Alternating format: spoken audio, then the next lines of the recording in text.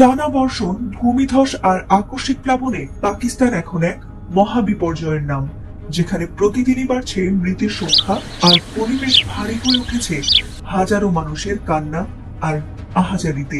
আকাশ থেকে নামা হঠাৎ মেঘ ভাঙা বৃষ্টি মুহূর্তেই রূপ নিয়েছে মৃত্যু আর ধ্বংসের স্রোতে। চারদিকে এখন শুধুই লাশের সারি, ভেসে যাওয়া ঘরবাড়ি আর পানিবন্দী অসহায় মানুষের আর্তনাদ। ইতোমধ্যেই সেখানে প্রাণ হারিয়েছেন অন্তত 650 জন মানুষ, যাদের মধ্যে রয়েছে শিশু, নারী আর বৃদ্ধ।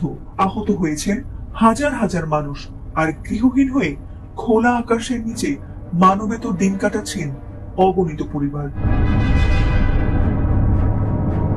সোমবার এক প্রতিবেদনে এ তথ্য জানিয়েছে জিও নিউজ। পাকিস্তানের জাতীয় দুর্যোগ ব্যবস্থাপনা কর্তৃপক্ষ জানিয়েছে, মৃতের মধ্যে রয়েছে 394 জন পুরুষ, 95 জন নারী আর 171 জন শিশু। আহত হয়েছেন অন্তত 935 জন। সবচেয়ে বেশি ক্ষতিগ্রস্ত হয়েছে প্রাণহানিই নয়, সেখানে ভেসে গেছে হাজারো মানুষের শেষ আশ্রয়ও। বন্যায় ধ্বংস হয়েছে অন্তত 2478টি ঘরবাড়ি। সোয়াবি, মারদান, গালিয়া, অ্যাবোটাবাদ আর পেশোয়ারে ঘরবাড়ি ডুবে আছে। রাস্তাঘাট অচল আর দোকানপাটও পানিতে তলিয়ে গেছে। এমনকি গালিয়াতে ভূমিধসেরও খবর পাওয়া গেছে। সবচেয়ে ভয়ঙ্কর চিত্র দেখা গেছে বুনের জেলায়। পাহাড়ি ঢলের তোড়ে বিশুনাই গ্রামের অর্ধেকই নিশ্চিহ্ন হয়ে গেছে। সেখানে অন্তত 217 জনের মৃত্যু নিশ্চিত হয়েছে আর নিখোঁজ রয়েছে 60 জনেরও বেশি, যাদের মধ্যে অনেককেই হয়তো আর জীবিত পাওয়া যাবে না।